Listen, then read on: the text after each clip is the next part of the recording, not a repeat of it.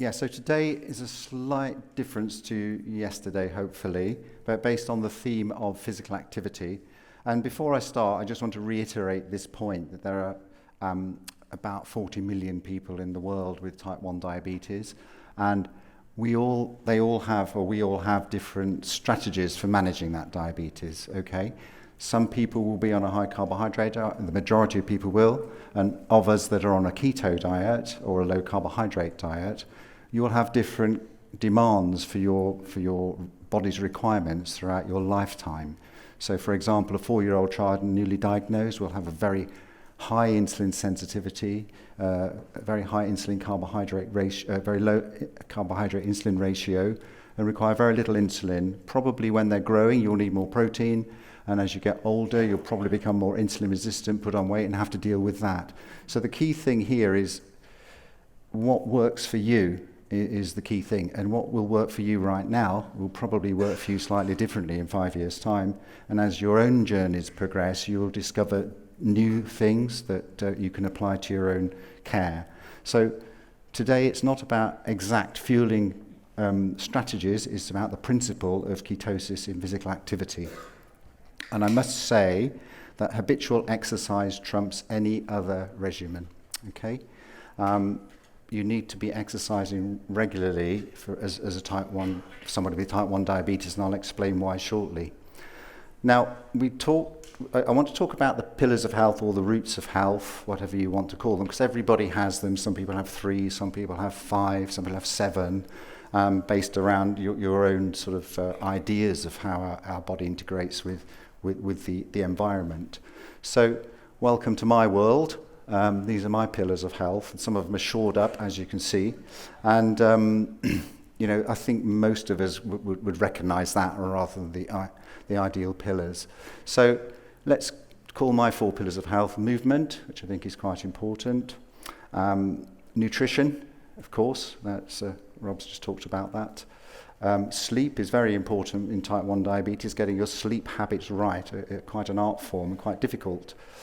And the environment, our natural environment that we live in, our mental health side and our physical environment, whether we've got more of a sedentary job, etc., etc., etc.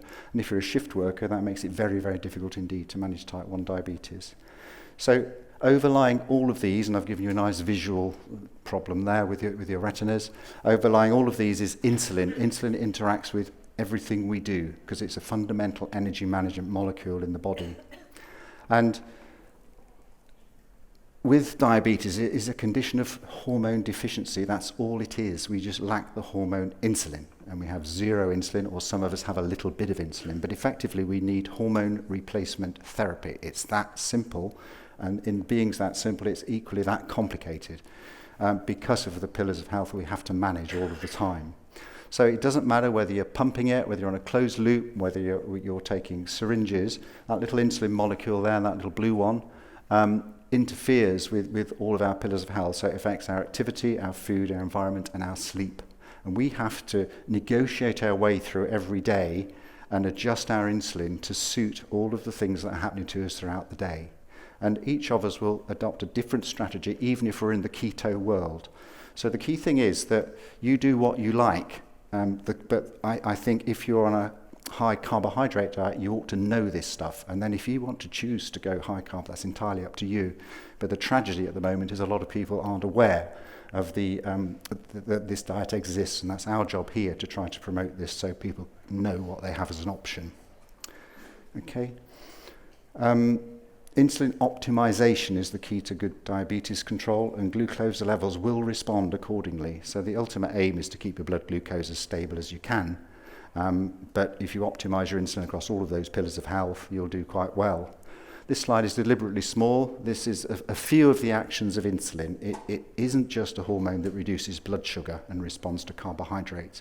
It has numerous effects throughout the whole body, and it's a major energy regulator of the body. Okay? So what do we say? What do they talk about for exercise management in diabetes, a consensus statement? I'll be talking about that a lot throughout this first part of the talk, because this is what I've looked up to say, well, is there any evidence that low carb is useful for exercise in type 1? Am I being dangerous by doing low carb? Because all my doctors tell me I'm irresponsible by going low carb because I'll end up in diabetic ketoacidosis and end up in hospital, and it's reckless. And we all recognise that, I think. And I don't think it is. But I need to know what people are thinking, because these are clever doctors in the sense that they're specialists, and I'm a generalist, so we need to know what the specialists are thinking.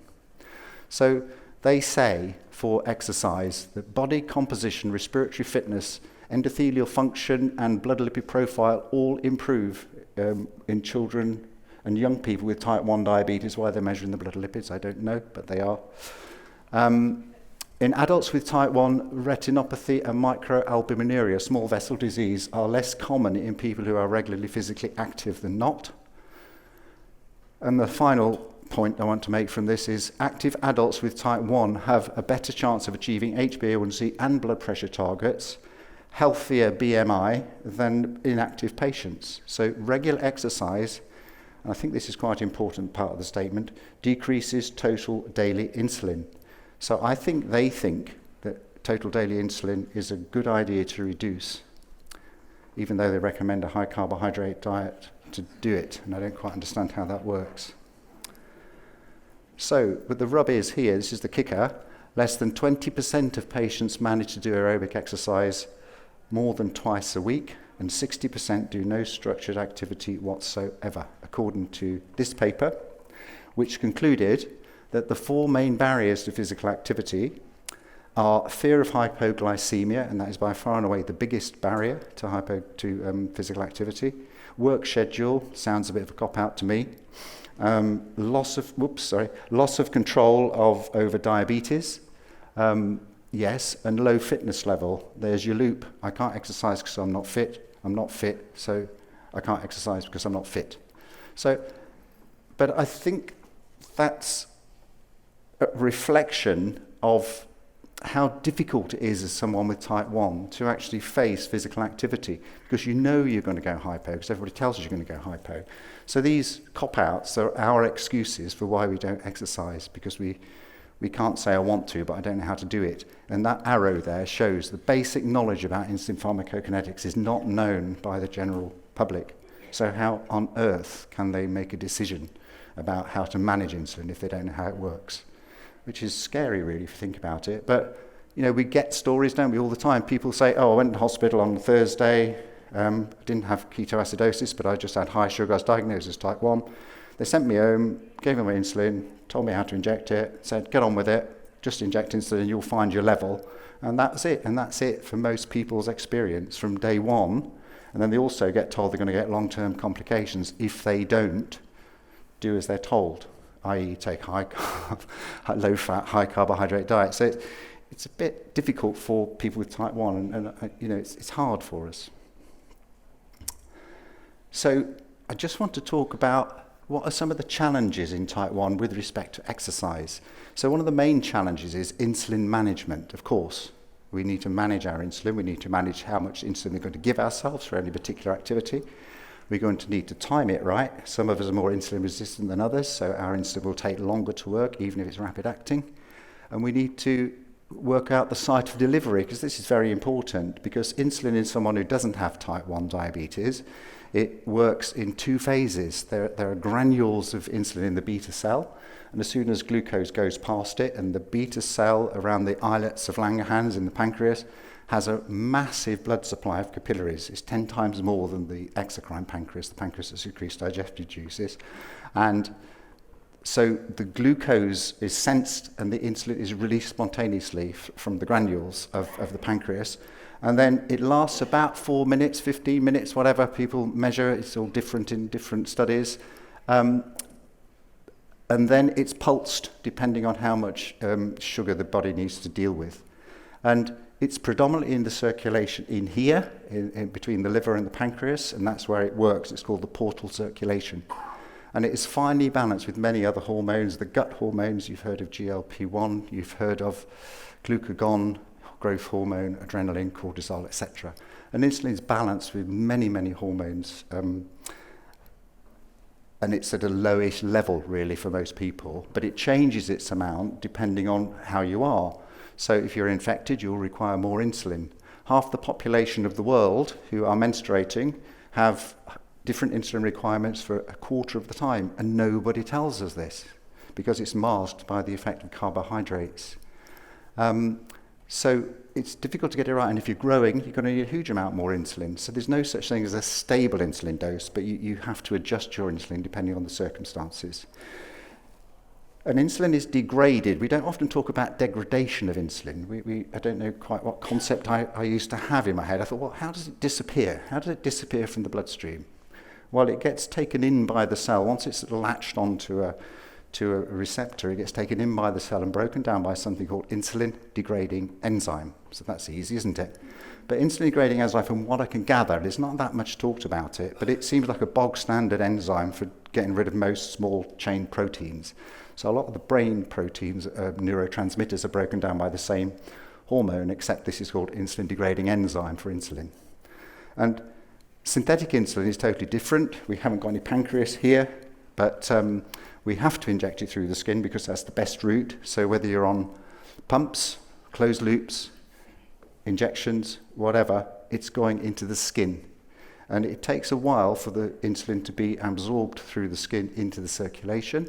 And that can take up to 15 minutes or more, and that insulin will last between 30 minutes, or probably 2 to 3 hours in reality, and 33 to 40 hours for the long-acting insulin. So instead of having an insulin that lasts 15 minutes, we've got insulin circulating right now that is lasting 33, 40 hours. And it is broken down equally by insulin-degrading enzyme, but clearly if it's hanging around a long time, the enzyme's got to have to work a lot harder.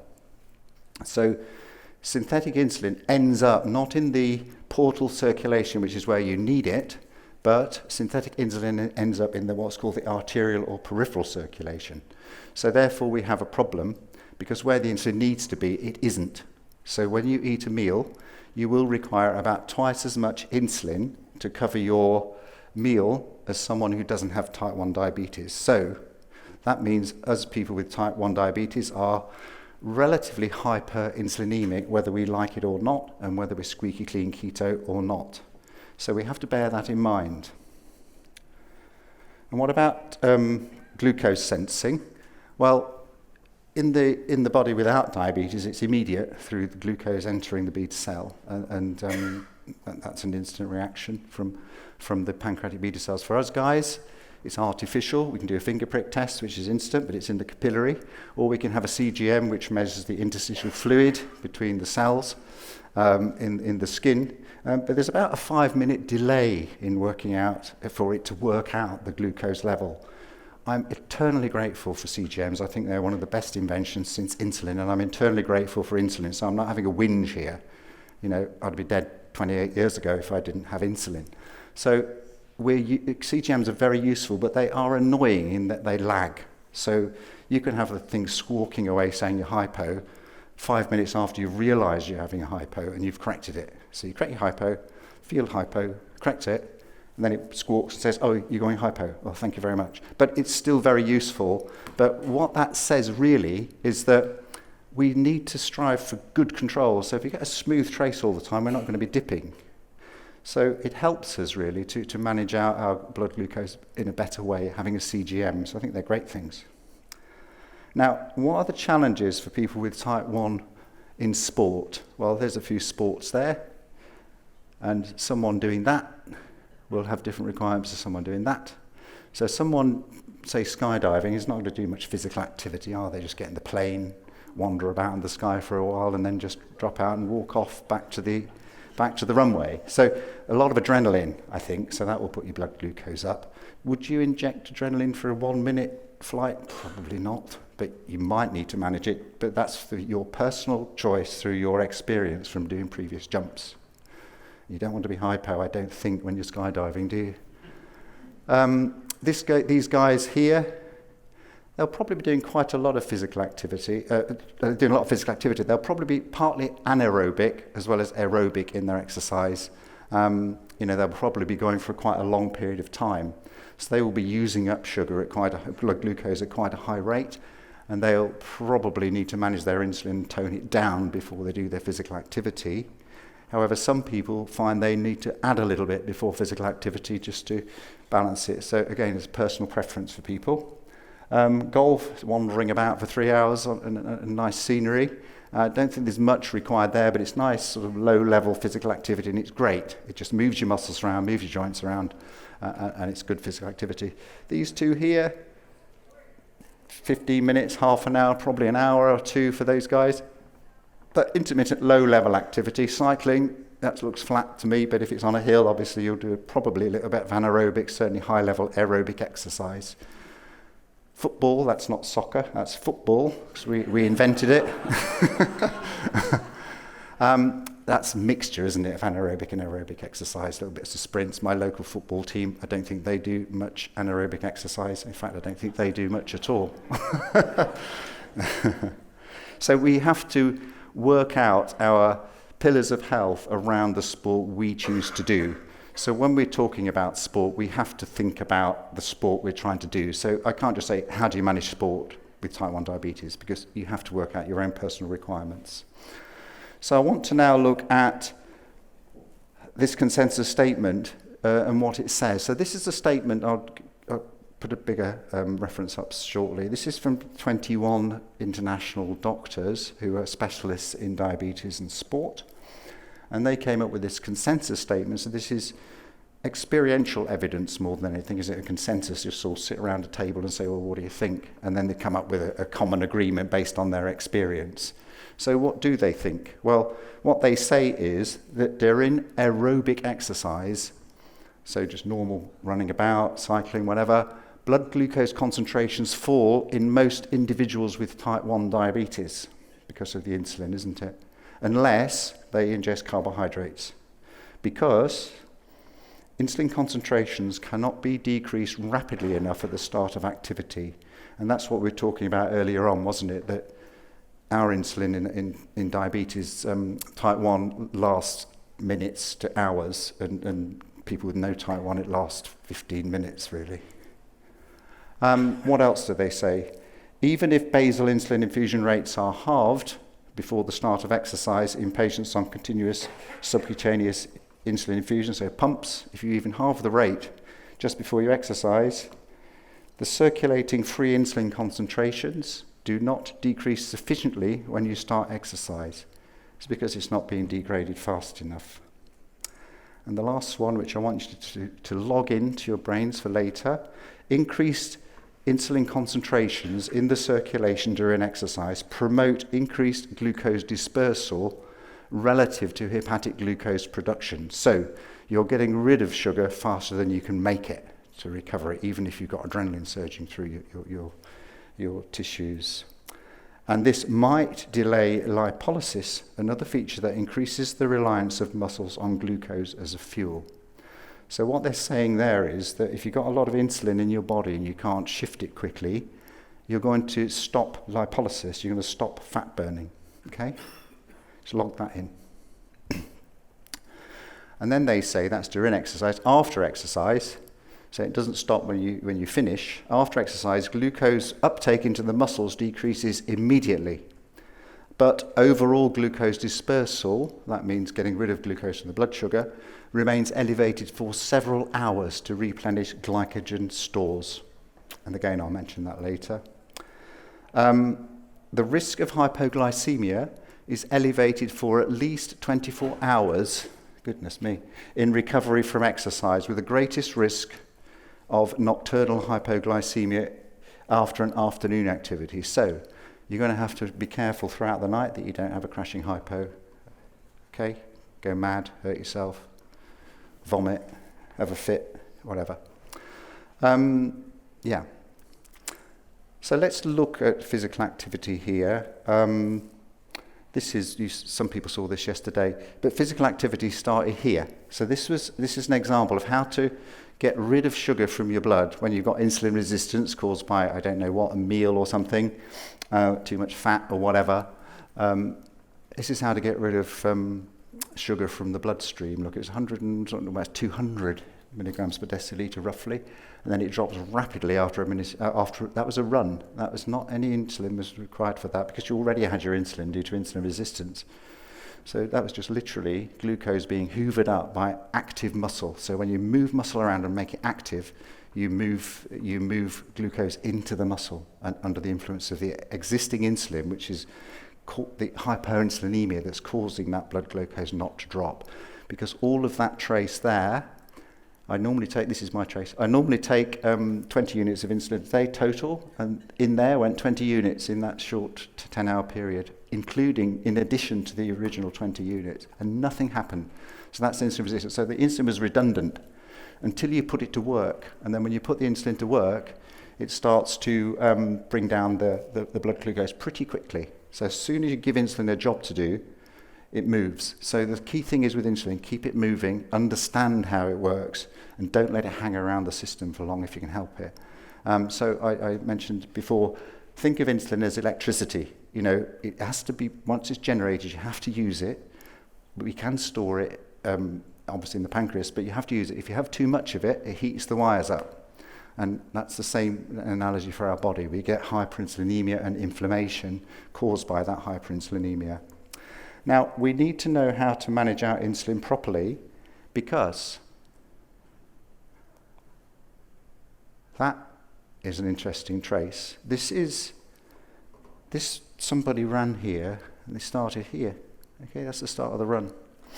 And the glucose went up. This was an aerobic activity. This wasn't an anaerobic activity, because as you can see, it lasted quite a while, a couple of hours or something. So the blood glucose, this is hypoinsulinemia. This is where there's not enough insulin in the system, so this estimation hasn't been, the insulin estimation hasn't been accurate enough for this activity. So there's no insulin to move the sugar into the cells. So the insulin stays in the bloodstream. And this person is then purely fat burning because they can't access the sugar that's already in the bloodstream. If you let that carry on, you'd probably go into deep ketosis, and you would then be at risk of diabetic ketoacidosis. But of course you wouldn't do that, because as soon as you inject insulin, problem solved. But that is not good. This is keto, but that is not good keto control, because that wasn't managed around about here, if you see what I mean. So that could have been managed much better. So it's just a good example, though, of how you have to understand how insulin works and be flexible with how it's managed. So we've got the idea now about how to manage diabetes and how to manage insulin around activity, the general principle. So I'm just thinking, well, let's think about what we're going to do to exercise then. How are we going to exercise? So you need to say, well, what is my body going to use for fuel? Okay? Are we going to be aerobic or anaerobic? Are we going to do a lot of swimming, as Beth was talking about yesterday? Or are we going to be doing some cycling, low-level cycling, leisure cycling, hill walking, whatever, which is predominantly an aerobic respiration? And then you have to say, do I have enough fuel on board already? So have I got enough glycogen, 2,000 calories roughly, most of that in the liver, not in the muscle? And have I got enough fat? And yes, you have, because I've got 100,000 calories of fat right here. So yes, you have.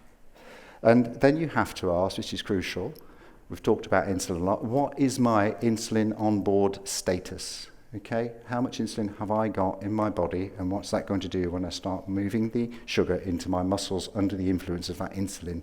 Because insulin will be used up. You use insulin up when you do physical activity. It's not just swilling about randomly, it's used up. Okay?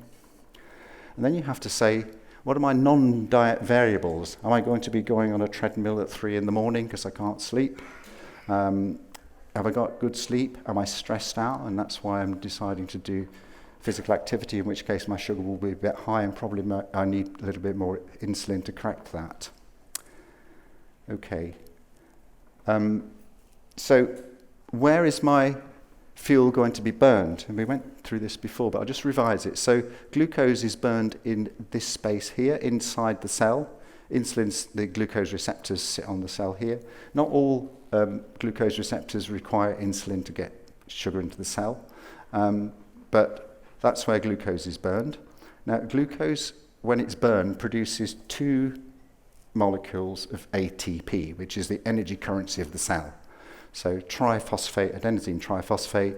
When you dephosphorylate adenosine, it becomes ADP and then AMP, and then it has to be stacked up to form ATP, and that's where your energy comes from when you're moving your muscles or just living, okay? And all cells have different requirements for ATP, and now none of us are using any ATP in our muscles at all, apart from just to keep them alive.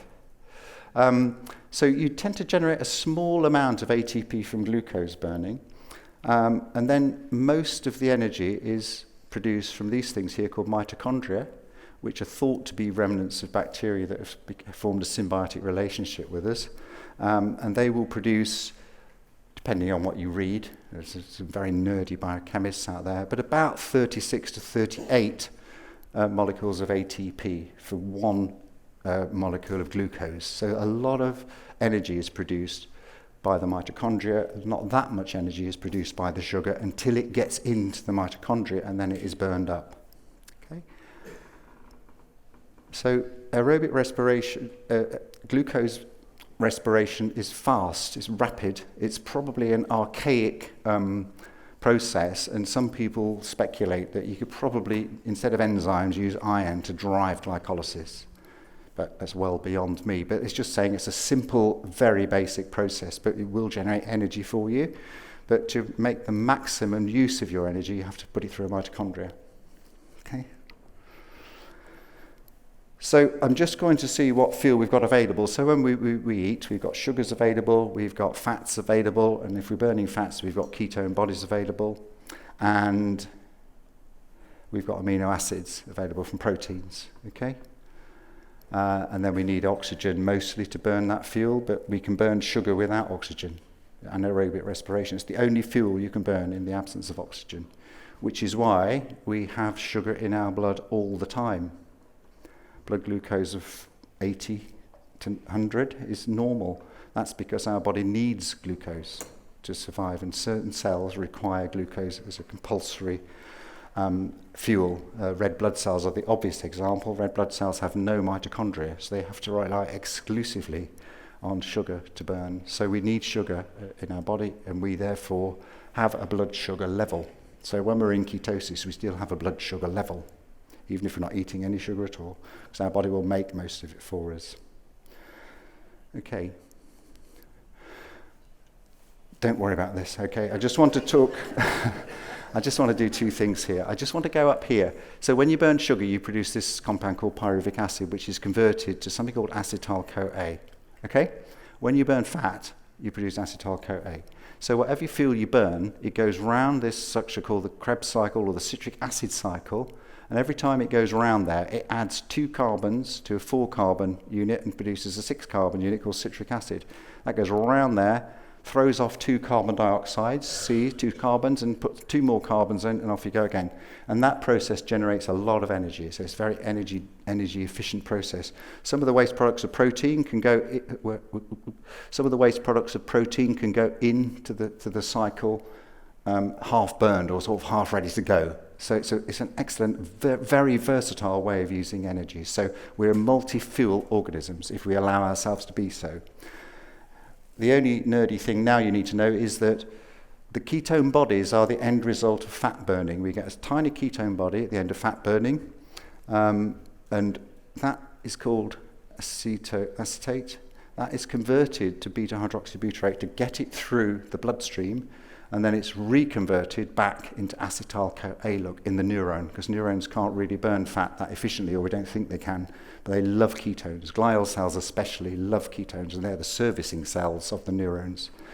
So the brain can use ketones as fuel. The body, the physical body, if you think the brain, you know what I mean, the peripheral body can use fat, sugar, and ketones as fuel. And the brain can also use glucose as fuel. So multi-nutrient, very versatile system we have there. Okay. So the thing about it, though, is that insulin blocks fat burning. Okay? So that's interesting, isn't it? So if we've got too much insulin on board, we have no fat available to burn. As an analogy, I talked about 100,000 calories of fat. 2,000 calories of glycogen. So we are running about, if you're 150 pounds in weight and you've got 20% fat, you'll have 30 pounds of fat you're just running about with and not letting your body access it. If you're hyperinsulinemic, you just can't get access to it.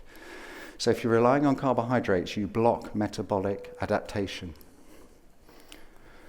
This algorithm came from that consensus, and all I want to say for that is you look at the arrow, it says insulin on board. They're very keen on insulin on board, but every single one of those boxes requires an adjustment of either insulin or an increase in carbohydrates.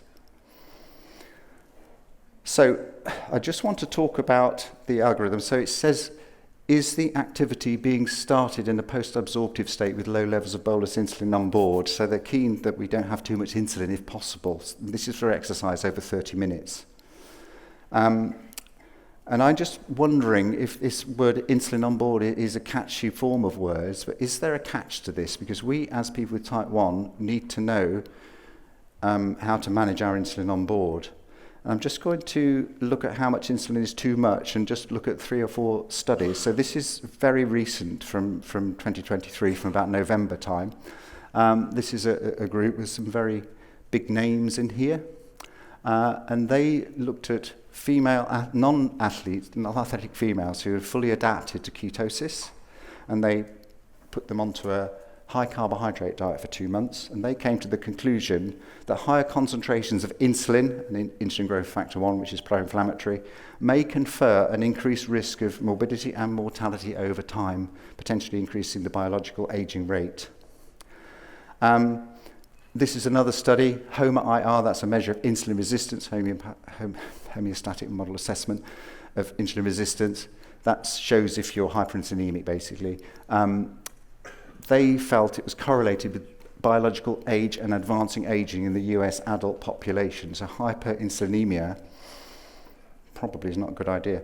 That's an insulinoma. That's something where insulin has been injected into the same place time after time after time, and the sulfur bonds on the insulin molecule cross-react after a time if they're not being processed by insulin-degrading enzyme and form little knots of knitting like that, and that's called an insulinoma. So insulin can precipitate out if it's hanging around the system for too long. And you might think that is probably happening in the bloodstream with some of these very long-acting insulins. I don't know, but it's a possibility, isn't it? So here's an interesting one here, diabetic retinopathy. That was dealt with earlier. But this is what I want to look at here, less than 7, okay? This is the target we aim for remission for type 2 diabetes. And this is the target that most of the diabetes associations work with. And yes, we do know that with higher HbA1c, there's an increased risk of peripheral diabetic retinopathy, macular edema, vitreous traction, retinal detachment, and all that. There's an increased risk, but look, at a normal control, 17.9%, 3.6%, 5.4% are getting significant eye complications, and that's poor control of diabetes. And that's mostly due to high blood glucose with not very well controlled diabetes. And the last one is people who have lived 50 years with type 1 diabetes, and how did they manage it, basically? And how they managed it, I think, is with a low insulin dose, okay? That's a low insulin dose, relatively speaking. So, and they had a relatively high HbA1c. So that suggests to me, anyway, that insulin needs to be managed well, okay? And the sugar will follow. So I always say insulin as much as necessary, as little as possible, and that allows then for when you're growing, when you're a teenager, you need more insulin. That's absolutely fine. That's as much as necessary. It's not a race to the bottom. None of us are going to come off insulin, and it's not clever to be on no insulin at all or very low doses just because you want to win the race on Twitter or X or whatever, okay? These 2 books, Georgia Eads, psychiatrist and nutritional psychiatrist, just bring out a book at the end of the month. She talks about hyperinsulinemia being associated with Alzheimer's disease. And Naisha Winters, whose book's been out a while, talks about hyperinsulinemia in the process of cancer generation. And life adapts to prevailing conditions. Welcome to Britain on New Year's Day. Life adapts to prevailing conditions, okay? If you create high blood glucose and hyperinsulinemia, you will get the consequences of that. So we should be really striving to use as little insulin as possible and manage our glucose as well as we can and enable our body to be multi-fuel. I think that's quite important. So I better press on now. There you go. So I mentioned this before. Does it matter how much insulin we use to get a normal glucose trace? Would you be happy with 10 units a day, 100 units a day, 1,000 units a day? I think it matters, and I think the diet is very important in achieving a good level of glucose control. Okay. Is ketosis safe in people with type 1? Well, there is some evidence, and from some really superstar people who are in this audience right now. I'll miss this out, actually. So this consensus statement that I talked about is adapting to the accepted sports medicine model of type 1 diabetes. And they talk about when the intensity of exercise increases above 50 to 60%, maximum oxygen consumption, fat oxidation decreases, particularly in those who are untrained, and carbohydrates become the preferred fuel. So, and that's the model they use. That's from Tim Noakes and Andrew Kutnick's paper. And they're saying that you can burn fat, but when you get to fat's a sort of an accessory. So when you get to a certain level, the glucose takes over.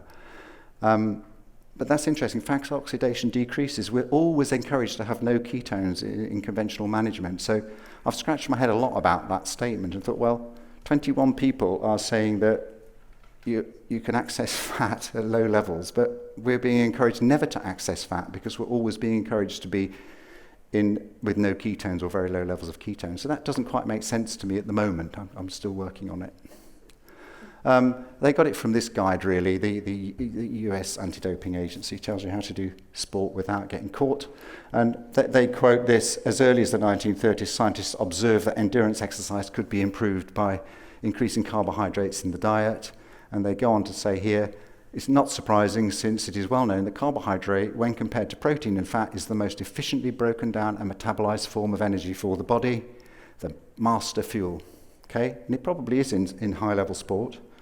And this muscle biopsy needles came out, and Bengt Saltin was quite famous in this, and it shows that the lower levels of glycogen you have in your muscle, the less your endurance. And that has become gospel for people over the last 20 years. And we've all been encouraged, haven't we, to take more carbohydrate, build up our glycogen stores, to move ourselves into the yellow zone there. It doesn't mention, that's muscle, it doesn't mention brain glycogen, it doesn't mention liver glycogen, it doesn't mention hypoglycemia, and Tim Noakes' paper is very good in explaining all of that. So I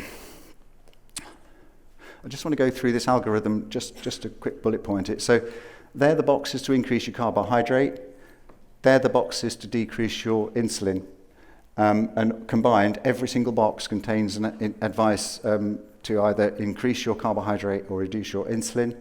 Now, I've got 2 degrees, and I find that one difficult to manage. So, it's a complex algorithm for good reason, because of the different types of sport we all do. Okay, so if you believe in one system, you can make it work for you. You know, that's when we believed that the Earth was at the centre of the universe, and now we realise it isn't. But it didn't really matter until we started lobbing rockets up. So, you know, who cared until we needed to use that information? So that car goes around corners very fast, and this is what sports science is all about, is getting the peak of performance. But that percentage number I've given you there is the percentage of people who actually get medals at Olympic Games of the world population. It's a tiny percentage. So we're very grateful for these guys for providing all this evidence for us. But for the majority of us, it won't apply. But we can use some of the principles they have. So can we perform adequately with fuelless fats? So in the last 5 minutes now, low-carb, high-fat diets on exercise crossover points. So we know we saw that 50% figure. Well, here, this was done, that's the 50% figure, so 50% crossover between carbs and fats. This group here showed that when adapted to low-carb diets, subjects are able to extract most of their energy from the use of fat at all exercise intensities below 85. That's knackering, 85% VO2 max. The enhanced ability to oxidize fat during exercise across a range of intensities, and they also noted that the ability to maintain normal glycogen concentrations in the context of limited carbohydrate intake. So that graph of glycogen doesn't necessarily apply when you're fat burning, which is very encouraging. Keto adaptation provides an alternative to the supremacy of high carbohydrate paradigm for endurance athletes. So we have some evidence that ketone diets might be safe and they might not impair performance, but they probably won't increase it either. And that's the crossover point that they're proposing here. But you still get better performance with glucose right at the end, which suggests you can still access glucose. And there's another one here on keto-adapted runners. It says pretty well the same thing. They have higher rates of fat oxidation. They have a greater capacity to oxidize fat at higher exercise intensities, etc. So is it safe for type 1s? It seems effective. Dual fueling or multi-fueling seems safe. So we'll just get around to this thing we did 3 or 4 years ago now, 05100. So what was that all about? Well, we wanted to show, as people with type 1, that there was no problem with the keto diet. And we wanted to show that you're not at high risk of diabetic ketoacidosis and that you don't have to, why do I have to take that many carbohydrates? Because you're on insulin, duh. Well, it's the other way around, isn't it? Well, why don't you just stop taking insulin and cut down your carbohydrates? And the idea that carbohydrates are the only fuel, the master fuel, that is now, from the evidence I've presented anyway, out of date. So why did we do it?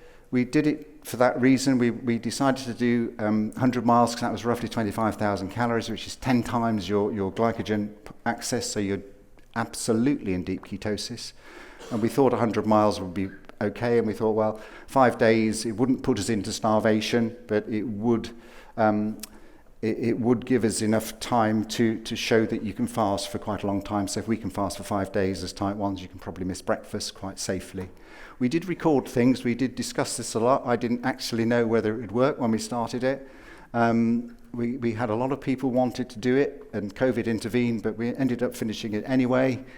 And what happened? So this is my glucose trace, and those 3 to 6 millimoles, so that's around 80, sort of that sort of range. And it shows that throughout a 5-day fast, the glucose was actually normal throughout. The respiratory quotient here is about fat burning, and people who analysed that said we were fat burning all the time. And these are my ketone levels. Okay, 5.7. Wow. This is the other guy, John Furness, who ran with me, the only other person with type 1 diabetes. He had similar excellent blood glucose profiles, and his ketone levels were quite high too, slightly different profile. This is a very interesting one. This is Trudy Deakin, who is well known in our country as a nutritionist, and she didn't have type 1 diabetes. She wore a continuous glucose meter, and it showed that 33% of the time she was with a blood glucose of less than 3. Okay, 54, less than 54 her blood glucose for 30% of the time that she was doing this, and she had no symptoms whatsoever, which shows that ketosis can shore up a low blood glucose quite effectively. We looked at the consensus statement for cautions in exercise, and it said that blood ketone concentrations of 3 millimoles per litre or more should be managed immediately by a qualified healthcare professional. So why didn't we worry about that? Well, they're the ketones for the whole group of 8 people who completed this, and we took ketones twice a day and plotted them on that chart, which just goes from left to right, day 1, day 5, and you cannot separate the people with type 1 diabetes from the people who didn't have type 1 diabetes, which suggests that when we're metabolizing fat, we have pretty good physiology that is equal to or equal sort of in some ways to people without type 1 diabetes. We also measured our mood, and we were all in a good mood. It was a fantastic event. Everyone was friendly, everyone was up for it, and nobody had any arguments or anything. And we all recorded our mood scores as the time went on. Hunger scores, you'd expect us to be hungry, but no, we weren't. One person weakened a bit towards the end, or a couple of people started to weaken as we were entering our last 20 miles. But when you're practiced in fasting, we had all practiced fasting for a few days before we did this. First time it's hard work getting past 24 hours, second time you can get to 48, and then once you've done 2 fasts, getting past 24 hours, it's dead easy, and you really don't need to break your fast for days. It's not a problem at all. Weight loss was predictable. One person lost more weight, and this was our Olympic athlete. We think he had quite a lot of glycogen on board and lost quite a lot of it in the early stages. And that glycogen's heavier than fat, if you see what I mean. And we got it published thanks to Eric Westman, and I'm very grateful to him for allowing me to submit it to his journal. And so it's a published paper. So there we go. So just to summarise now, as the last slide. Aerobic and anaerobic exercise can safely be fueled with a diet of fat and protein. Sugar is not needed for energy. To eat it, you need sugar for energy, but you don't need to eat it to consume it. Reduced insulin allows for metabolic flexibility because you can start burning your fat. Insulin blocks fat burning. Nutritional ketosis does not lead to diabetic ketoacidosis, at least in this trial. And you can skip meals if you have type 1 diabetes, if you know how to do it and you're adapted to ketones. Okay, and if you take insulin, you do not need carbs. That's quite important, okay? You do need carbs if you're hypo, but apart from that, you do not need carbs. So that's the algorithm, much more simplified compared with that one. And you may need to add insulin where you're exercising if you need to control it, and that's not a problem. And the last slide is this one. This is the guy who rode with me on the who run with me on the 05100. He's a very high level sort of amateur cyclist, and he now does all of his sport. John Furness, he now does all of his sport on a keto diet, and he finds it remarkable how much more energy he has than his non-diabetic companions. This is my friend Natalia. She was going to join us on the 05100, but she lived in Switzerland and she was prevented by the COVID rules. But she has always been on keto since diagnosis almost. And she's a high-level ultra-marathon runner in the Alps, and that's her strutting her stuff there. And these 2 other people are on keto diets performing activities which are relatively solo activities, so there's nobody around to help them if they're going to a hypo, quite safely. So I've hoped to show that there is good evidence that burning ketones is acceptable. It doesn't degrade your performance if you're keto adapted. If you're not keto adapted, you probably do get degraded performance. And that logically, it's safe in people with type 1 diabetes. So we should take heart from this to say, well, there is good evidence, and I think the guidelines now or the consensus statement needs to update itself to take into account the evidence that's coming through. So thank you very much, everyone. Thank you.